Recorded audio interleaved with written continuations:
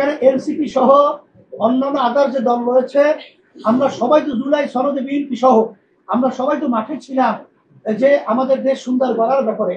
তারা কেন এই ব্যাপারটাকে গরিবসী করছে? এবং 5ই আগস্ট 2024 যে গণ অভ্যুত্থান, এত হাজার মায়ের কোল খালি হলো, সন্তান হারা হলো, অনেকে পঙ্গু হলো, চোখ হারালো। আমাদের একটা আশা আকাঙ্ক্ষা নিয়েই কিন্তু আমরা মাঠে ছিলাম। সেখানে আমাদের মৌলিক বর্তমানে যে অন্তর্বর্তীকালী সরকার রয়েছে, তাদেরও মূল দায়িত্ব কর্তব্য প্রধান উপদেষ্টা বলেছেন যে এখানে মৌলিক সংস্কার হবে, এরপরে দৃশ্যমান বিচার হবে, তারপরে জাতীয় নির্বাচন হবে। এইটা করতে গিয়ে ঐক্যবদ্ধ কমিশন তৈরি হয়, সেখানে সব দল ওখানে আলোচনা মাসব্যাপী করে, সেই মাসব্যাপী করার পরে একটা জুলাই সনদ তৈরি হয়েছে। এখন আমরা যে নির্বাচনটা করতে যাচ্ছি ফেব্রুয়ারিতে, এটাও কিন্তু আইনি বৈধতা পাবে, কিন্তু জুলাই সনদের উপরে, আইনি ভিত্তির উপরেই ভিত্তি করে। সেখানে জুলাই সনদটা যদি আইনি ভিত্তি না পায়, সেখানে নির্বাচনও কিন্তু বৈধতা থাকবে না, এবং অন্যান্য সরকারও কিন্তু বৈধতা থাকবে না। আর আমাদের আপনারা বর্তমান যদি সংবিধান এটা বহল থাকে, তাহলে নিয়ম অনুযায়ী 29 সাল পর্যন্ত তো আওয়ামী লীগ এখন পর্যন্ত ক্ষমতায়।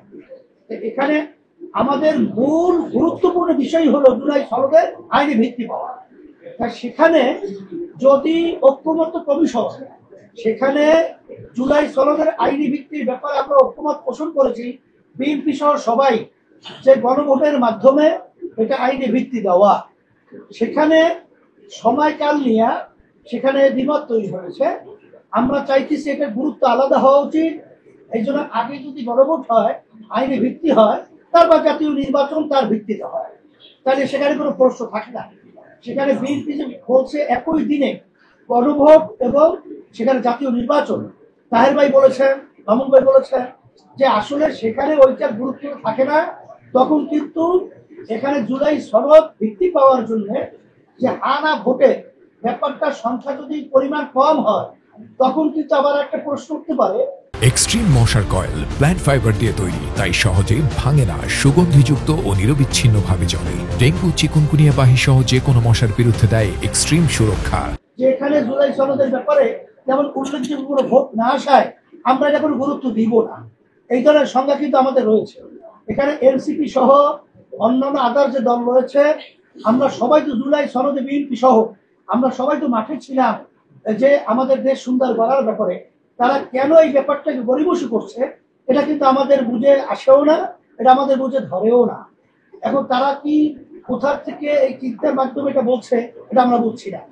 এখানে খরচের কথা বলছে, এবং এরকম নজির কোনো তামাম দুনিয়ার মধ্যেও নাই যে একই দিনে কোনো একটা, আগে বাংলাদেশে তো আমাদের গণভোট হয়েছে, সেখানে কি জাতীয় নির্বাচনের সাথে একত্রিত হয়ে কোনো গণভোট হয়েছে, ইতিহাস তো না।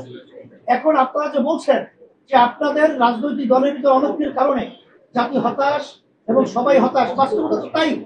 আসলে আমরা এটা চাইছিলাম না।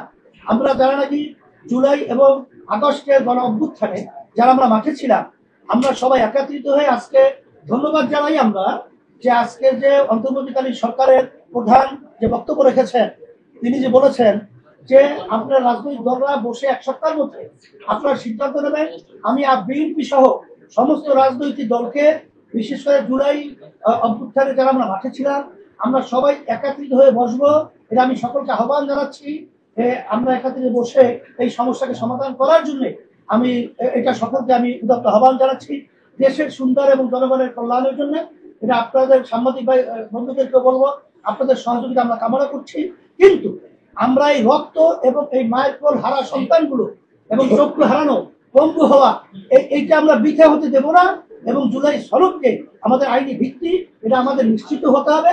তারপরে আমাদের নির্বাচন বলেন, যাই বলেন, এটা আমাদের জন্য কোনো ফ্যাক্ট না। আলহামদুলিল্লাহ, আপনাদের সকলকে ধন্যবাদ।